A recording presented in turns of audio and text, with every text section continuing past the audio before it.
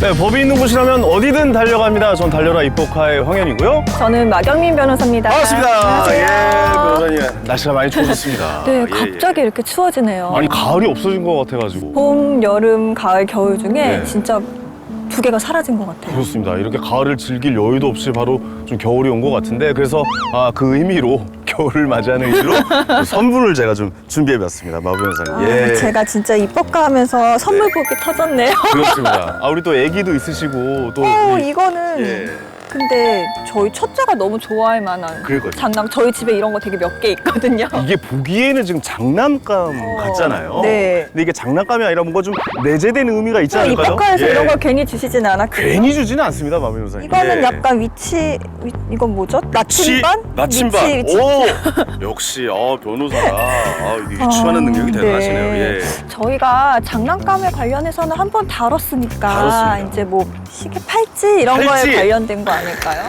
역시 이 법을 다루시는 분들은 약간 좀 이런 유추하는 능력이 남다른 것 같아요. 네. 오늘은 좀 전자발찌에 대해서 이야기를 나눠볼까 하는데 이 전자발찌 안에서도 좀 문제점이 많이 존재한다. 뭐 이렇게 좀 알고 있거든요. 맞아요. 어떻습니까? 전자발찌를 차고 범죄를 저지르는 경우도 심심치 않게 방송에 나오는 것 같아요. 알겠습니다. 오늘은 이 문제에 대해서 한번 집중적으로 저희가 좀 이야기 나눠보도록 하겠습니다. 오늘 도움 말씀 주실 변호사님 자리해 주셨죠? 네. 모셔보겠습니다. 아이고, 안녕하십니까. 네. 예, 예.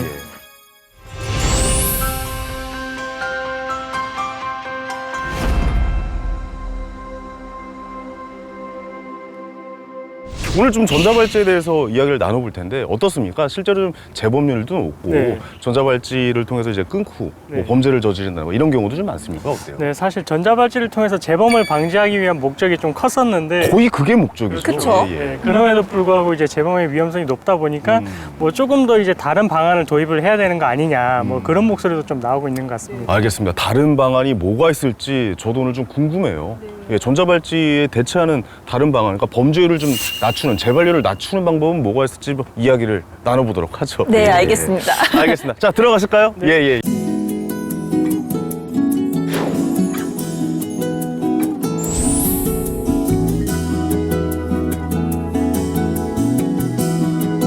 자, 본격적으로 그럼 이야기를 좀 나눠볼 텐데 오늘 또 이경민 변호사께서 이 형사 전문 예. 변호사라고 얘기를 들었어요. 형사 전문 변호사 어떤 일을 주로 하시는지 여쭤봐도 될까요? 우리나라 법은 크게 이제 민법하고 이제 형법으로 구분을 할 수가 있는데 네. 이제 형법 같은 경우에는 뭐 이제 범죄가 성립되는 행위라든지 그에 대해서 이제 처벌을 규정하는 법인데 그 형법을 적용해서 이제 고소, 고발, 뭐 소송 등을 담당하는 걸 이제 형사 사건이라고 하고 네네. 그래서 제가 이제 그런 형사 사건을 전문으로 해서 이제 형사 사건 전문 변호사로 이제 활동하고 있습니다. 그러시군요. 그럼 형사사건 전문 변호사가 돼야겠다 뭐 이렇게 결심한 계기가 있으세요? 네, 제가 이제 변호사 초년생이었을 때 네. 그때 당시에 이제 성범죄 피해를 입은 분을 이제 대리를 했던 경우가 있었어요. 이제 있었는데 근데 상대방은 이제 우리 의뢰인에 대해서 아니다 이거 무고다 이렇게 하면서 이제 맞섰던 상황이었거든요. 오, 네네. 그래서 이제 3년 정도 이제 공방이 오고 갔고 그래서 결론적으로는 이제 우리 의뢰인이 주장한 대로 상대방이 처벌을 받고 이제 법정 구속까지 됐었거든요. 오. 예, 그렇게 하고 나서 이제 뭔가 의뢰인분께서 정말로 이제 뭐 좀 뜨거운 눈물을 흘리시는 걸 보고 제가 이제 하고 있는 일이 다른 사람 인생에도 어느 정도 좀 관여를 하고 있구나라는 좀 그런 이제 좀 사명감도 들고 해서 그래서 형사 사건을 전문을 해야 되겠다 이런 생각이 들었어요. 예, 알겠습니다. 오늘 주제랑도 연관이 깊습니다. 오늘 이 내용 어떤 내용인지 먼저 화면을 통해서 보고 나서 이야기 나눠보죠. 전자발찌가 무용지물이 된 사건이 곳곳에서 일어나고 있습니다. 먼저 전자발찌를 끊기 직전과 직후 여성 2명을 살해한 살인범의 신상이 공개됐습니다. 전자발찌 착용 상태에서 또 사건이 벌어졌습니다. 집에 숨어 있던 A씨는 문을 열고 들어오는 여성 B씨를 흉기로 위협하며 성폭행을 시도했습니다. 어느 날 퇴근하고 집에 오는데 술 취해서 또 찾아왔더라고요. 너무 무서워서 바로 친구 집을 가서 자고 며칠 안 돼서 결국에 이사까지 했어요. 무엇이 저렇게 말이죠. 그러게 범죄를 전자발찌를 차고 범죄를 저지르는 경우도 있습니다.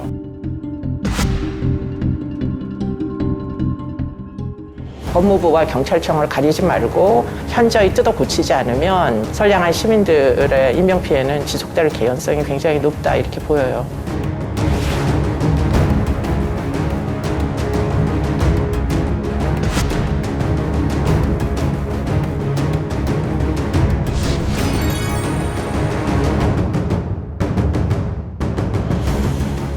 이런 이야기들, 그러니까 이런 사건 사고, 그러니까 이 기사를 통해서 좀 자주 접할 수 있게 되는 것 같아요, 요즘에. 맞아, 요즘에 특히 뉴스나 뭐 신문 이런 데서 네. 전자발찌를 차고 범죄를 저지르는 이런 이야기들이 심심치 않게 나오고 있는 것 같아요. 그렇습니다. 먼저 변호사님, 전자발찌에 대해서 조금 설명을 해주셔야 될 것 같아요. 네, 전자발찌라는 게 이제 그 특정 범죄자에 대해서 이제 발목에 이제 위치 추적 장치를 부착을 하는 걸 말하는데, 사실 이제 유래를 살펴보면 이제 이게 미국에서 이제 도입이 됐던 이제 시작이 됐어요. 그래서 이제 미국의 뉴멕시코주에서 판사님이 당시에 그 좀 재밌는데 만화 우리 스파이더맨 아시잖아요. 네네네. 네, 스파이더맨에 이제 위치 추적 전자장치가 이제 내용이 나왔었나 봐요. 이제 그거를 보시고는 아, 여기서 좀 아이디어를 얻어가지고 좀 도입을 해봐야 되겠다. 네네. 예, 그렇게 해서 이제 도입을 하게 됐고, 그래서 이제 우리나라에도 이제 그 내용을 도입을 해서 이제 시행을 하고 있습니다. 도입하게 된 내용은 재밌네요. 재밌네요. 예. 아니 근데 이게 영화나 이런 만화나 이런 거 상상력을 발휘할 수 있으니까, 그리고 뭐 나중에 이제 로봇법 같은 것도 영화 터미네이터를 기본 바탕으로 이제 만든다 뭐 이런 기사도 본 적이 있거든요. 전자발찌도 어떻게 보면 같은 맥락이라고 좀 볼 수도 있을 것 같은데 네. 어쨌든 시작은 그랬다 쳐도 이게 그럼 언제부터 우리나라에서는 시행이 된 겁니까? 네, 우리나라는 이제 참여정부 때 네. 2008년 2월에 이제 당시 특정 성폭력 범죄자에 대한 위치 추적 전자장치 부착에 관한 법률을 통해서 이제 시행이 됐었고요. 네네. 그러고 나서 이제 조금 확대를 해 갔어요. 그래서 2009년에는 미성년자 유괴 범죄를 대상으로 이제 하는 이제 확대를 했고, 그다음에 2010년에는 뭐 살인 범죄자, 그다음에 2012년에는 이제 강도 범죄자로 이제 확대를 해서 지금 시행을 하고 있는 상황입니다. 그러니까 성범죄자만 이렇게 전자발찌를 차는 게 아니라 네. 뭐 살인 범죄, 뭐 강도 이런 것도 포함이 돼 있군요. 네, 그건 처음 알았습니다. 말씀해주신 것처럼 이게 부착 범위가 넓어지면서 2020년도부터는 모든 범죄에 대해서, 그러니까 가석방할 때 부착을 할 수 있도록은 해놨어요. 네네. 전자발찌를 착용한 사람이 모두 성범죄자는 아니에요. 하지만 그렇군요. 예, 예. 이제 전자발찌 부착자의 52.7% 정도가 성범죄자이다 보니까 빈도가 높구나. 대부분 인상이 전자발찌는 성범죄자들이 차는 거구나라고 이제 생각하시는 분들이 많으신 거죠. 어쨌든 범죄자가 차는 게 전자발찌니까요. 그렇죠. 예, 예. 그렇게 네. 인식하면 재범률이 될것 같아요. 높은 사람한테 부착을 시키는 거죠. 그렇습니다.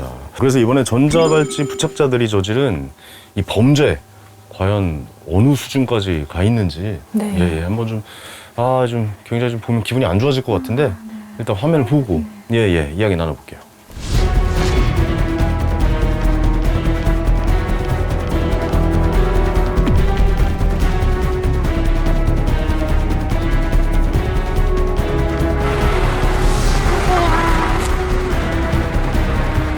삼, 4년 전쯤에 전에 다녔던 직장에서 만난 동료를 통해서 소개를 받았고요.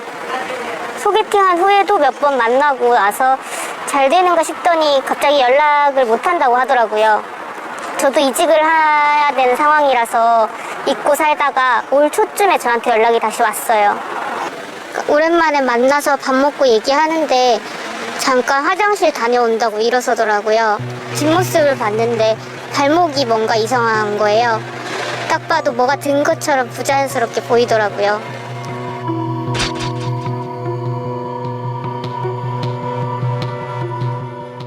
걔랑 헤어지고 집에 와서 걔 소개시켜줬던 직장 동료한테 연락해서 물어봤더니 걔 클럽에서 만난 여자 강간해서 교도소 다녀온 애라고, 전자발찌 차고 있는 것도 못 봤냐고 하더라고요. 그거 알고 나니까 너무 무섭고 섬뜩하더라고요. 그래서 연락을 끊어야겠다라는 생각이 들어서 연락도 일부러 피하고 다녔죠. 제가 연락을 피하니까 그때부터 본색을 드러내더라고요. 왜 연락을 안 받냐 문자 보내고, 모르는 번호로 전화해서 네가 뭔데 내 연락을 씹냐면서 쌍욕하고, 무서워서 경찰에 신고도 했는데 직접적인 위해를 가한 게 없다고 따로 별다른 조치를 취해주진 않았어요.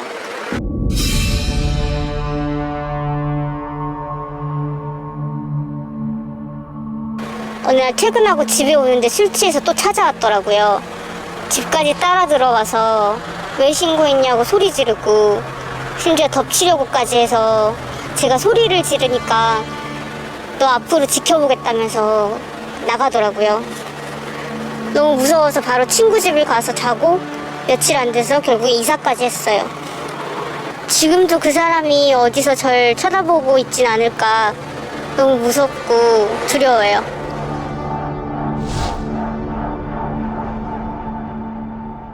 대한민국은 전자발찌 논란으로 뜨겁습니다. 이런 가운데 충남 천안에서는 전자발찌를 찬 남성이 강도 행각을 벌이고 해외로 출국한 사실이 밝혀졌는데요. 출국 과정에서 보호관찰소 직원이 전자발찌를 풀어준 걸로 확인됐습니다.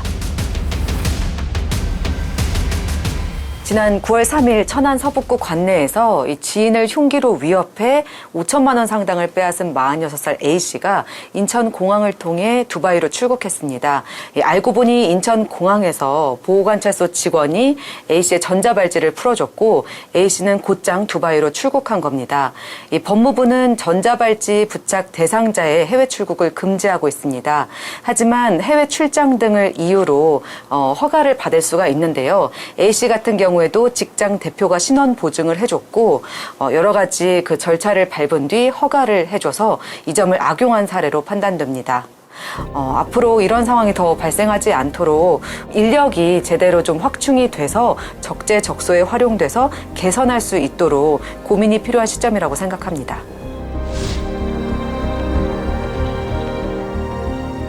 네, 영상 보고 왔는데, 이야, 이게 좀 너무 섬찟하네요.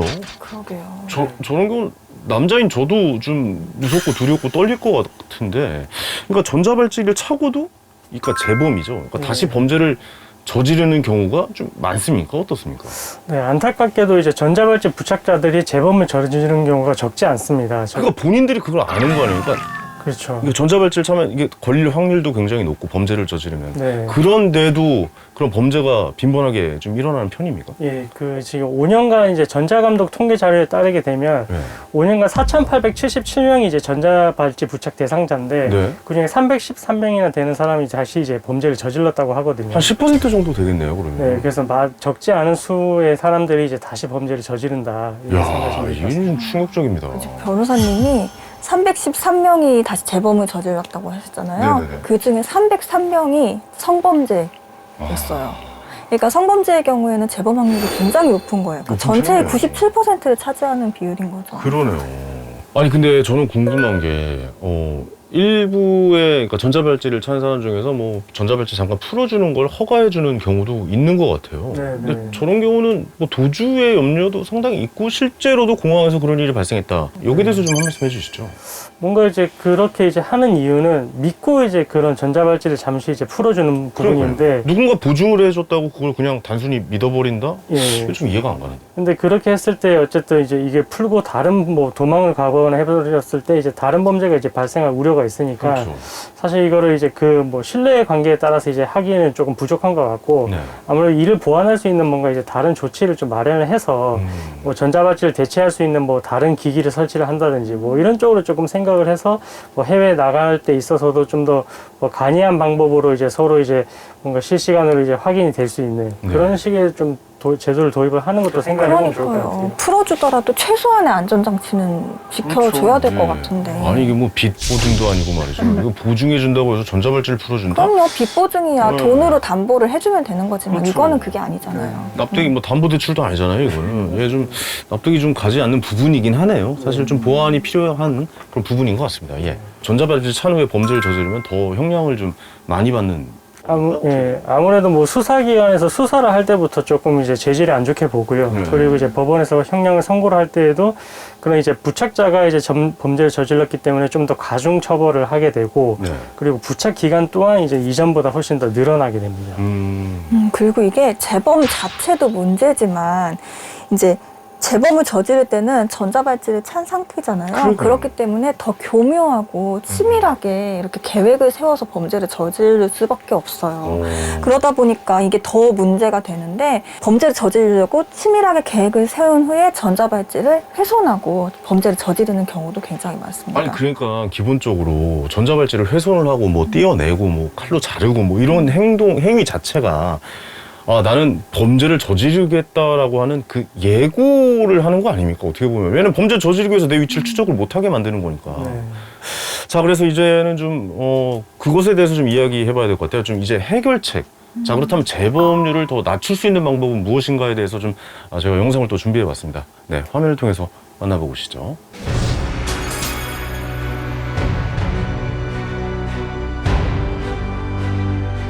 범죄 예방을 하는 데 있어서는 우리는 굉장히 좀 그 조기에 개입해서 강력하게 이제 그 문제를 해결하기는 어려웠다. 그러나 영미권 국가는 이제 고위험군에 대해서 출소를 하더라도 지역사회에 있는 경찰, 보호관찰관, 뭐 교도소 직원, 그리고는 지역사회의 다양한 심리치료를 이제 집행할 수 있는 그런 민간 에이전트까지 전부 다 정기적으로 이 사람들의 위험을 사회 내에서 관리를 하거든요. 그렇게 이제 부처 간의 경계를 두지 말고 결국은 피해자들을 보호하는 것을 국가의 형사정책의 목적으로 삼아야 하는 거고, 그 잠재적 피해자들이 안전하게 살기 위해서는 법무부와 경찰청을 가리지 말고 예를 들자면 보호관찰소의 경찰들이 담당 경찰을 파견 근무를 시킨다거나 하는 그런 제도들을 도입을 해가지고 즉시 대응할 수 있게, 이번에 강윤성처럼 사람을 둘씩이나 죽이고도 지금 자살 우려자인지 아니면은 재범자인지를 구분을 못하는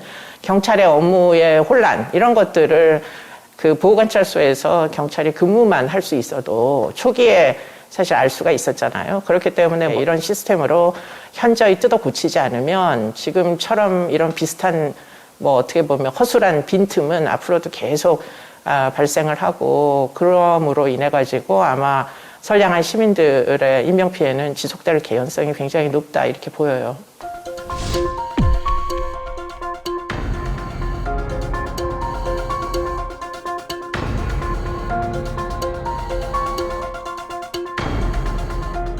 충남 스마트시티 광역통합 플랫폼은 도내 22,000여 대 CCTV를 연계하여 경찰, 소방, 법무부 등의 실시간으로 현장 영상을 제공해주는 스마트 도시 안전망 서비스를 제공하고 있습니다.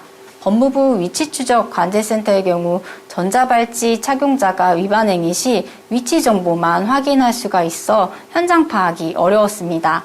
충남 스마트시티 광역 통합 플랫폼에서 제공해주는 이런 서비스를 통해서 112, 119 신고 또는 전자발찌 위반 행위 시 해당 위치의 현장 CCTV를 실시간으로 확인할 수 있어 정확한 판단과 신속한 대응에 도움이 될 것으로 예상이 됩니다.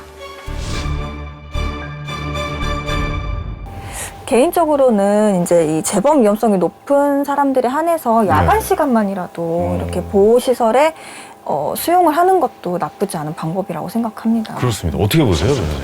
네, 보호수용제 말씀해 주신 것처럼 되게 효율적인 제도인 것 같기는 해요. 근데 이제 우리나라 법에서 이제 일사부재리 원칙이라고 해서 하나의 사건으로 이제 두 번 처벌받지 않는다, 이제 그런 이제 원칙도 두고 있고, 그리고 범죄자의 인권에 대해서도 이제 보호를 해야 되느냐 마느냐에 대한 논란이 또 있기 때문에 이 보호수용제를 도입하는 부분에 있어서는 좀 많은 논의가 앞으로도 좀 필요할 것 같습니다. 그렇습니다. 이게 늘 나오는 게 이제 범죄자의 인권에 관한 이야기인데, 맞아요. 사실 범죄자의 인권을 어느 정도까지 보호를 해줘야 되는 거에 대한 저도 좀 고민을 좀 많이 해봤거든요. 예전에 거기에 관련된 글도 좀 써봤고 그러는데, 이게 참 애매한 문제라는, 왜냐면 피해자분들의 그 마음은 너무 헤아리지 않는 것인가라는 생각도 좀 들기도 하고, 사실 이 이야기로 주제만 해도 오늘 한 3시간 털 수 있거든요. 맞아요. 사실. 되게 민감한 얘기고 그러니까요. 나눌 이야기가 많죠. 예, 이 보호 관찰 인력을 늘려야 된다, 이 이야기는 가장 공감이 되고 가장 현실적이다라고 좀 보아지게 되는데 어떻습니까? 아직 인력이 좀 많이 부족한 편이죠.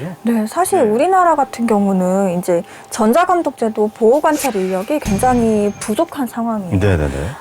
자료에 따르면 법무부 위치추적관제센터의 관제인원 1명당 이제 감독을 하고 있는 그 전자발찌 부착자 수가요. 네. 348명이라고 해요. 한 명에 명당? 348명을 감시를 해야 되는 거예요. 저는 제 아이 한 명도 제대로 관리가 안 되는데. 그러니까요. 이게 한 사람이 380명. 야, 이게 너무 많은 사람을 감독하다 보니까 네네. 이게 제대로 감독이 되고 있는지조차 좀 의문이 드는 거죠. 네네. 아니 근데 이렇게 보면은 당장 인원 늘린다면은 뭐 그거만큼 좋은 건 없겠죠. 근데 이게 그렇게 쉬운 건 아니잖아요. 인원을 갑자기 확충하고 뭐 그만큼 또 그분들에게 이제 지급하는 임금이나 이런 문제도 있을 수 있겠고, 그렇죠. 그만큼 재원을 확보를 해야 되는데 이게 뭐 쉽지만은 않을 것 같아요. 어떻게 보십니까?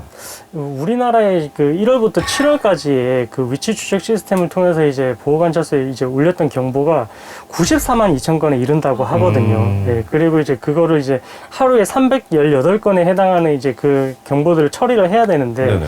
사실 이렇게 보면 아무래도 조금 뭔가 이제 관리 감독이 소홀해질 수밖에 없는 좀 어쨌든 인력 인력적인 부분에 있어서 좀 한계가 있지 않나 싶은 네네. 부분이 있습니다. 아니 그냥 일일이 한 분 한 분, 그러니까 사람 한 명이 380명을 관리해서 일일이 쫓아다니고 그러지 않아도 되는 게 아까 좀 잠깐 보셨던 스마트 관리 시스템이 꽤 잘 구축이 되어 있는 것 같아요. 저건 어떻게 보십니까?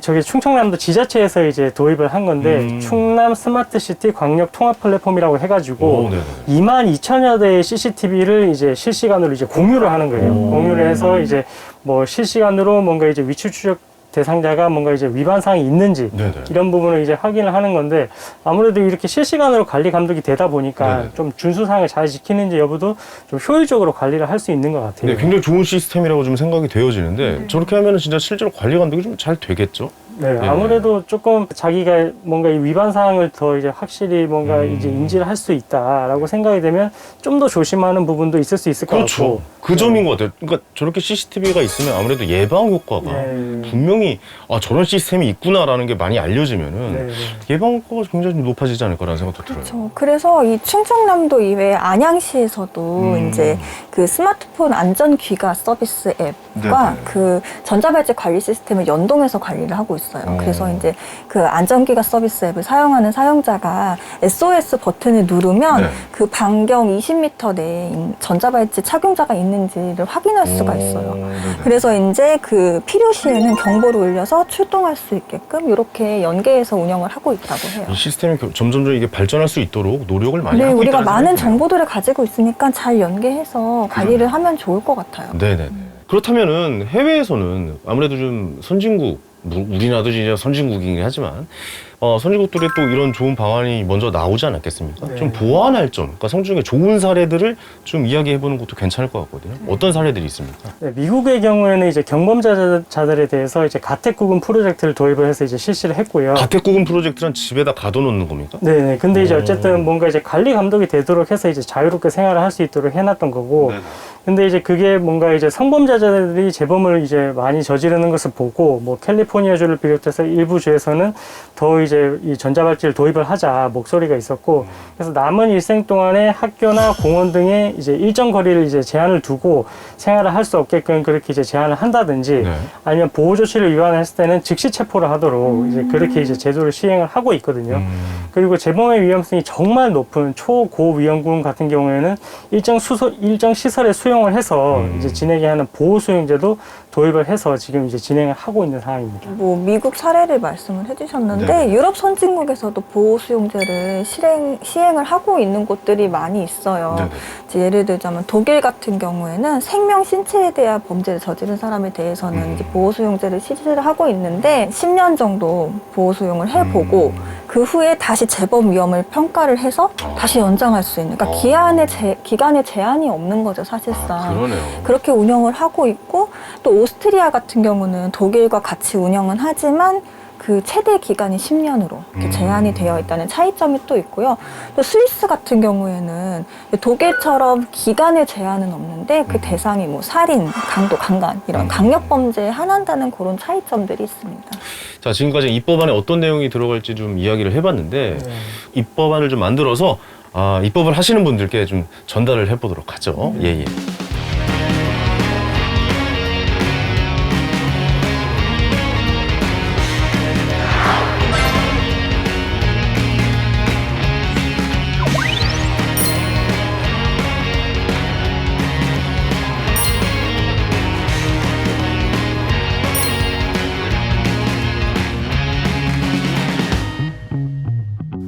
자, 이렇게 해서 입법안이 모두 완료가 됐습니다. 네. 고생하셨습니다. 예.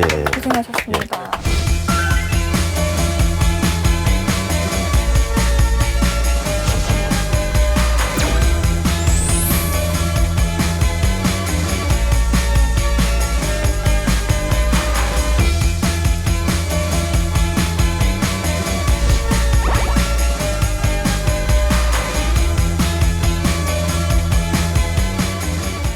전자감독 제도가 신설된 이후로 인력 문제가 가장 많이 지적이 되어 왔습니다. 전자감독 대상자는 많이 늘어났는데 거기에 따른 인력 확충은 제대로 되지 못한 문제가 가장 큰 것 같습니다. 결국에는 직원 한 명이 관리하는 대상자 숫자가 적어야지 조금 더 집중적인 케어가 가능하기 때문에 이러한 것들이 좀 중요하다라고 보고 있는 거고요. 인력 확충과 관련된 예산을 확보하는 문제라고 생각이 됩니다. 이제 이 부분과 관련되어서 한 번 공무원 숫자를 늘리게 되면 또 지속적으로 국민의 세금이 들어가는 문제가 있기 때문에 신중하게 고민하는 것이 필요하다라고 생각이 되고요. 그 부분에 있어서 법무부, 기재부, 행안부와 좀 긴밀하게 조금 협의하는 절차를 거치고 있습니다. 또 국민들이 어떤 그런 좋은 정책과 입법에 대해서 이런 뉴스를 관심 있게 봐주시면 또 좋은 정책이 또 더 빨리 쉽게 또 통과가 되기 때문에 입법화가 또 많은 보도를 또 해주셨으면 좋겠습니다.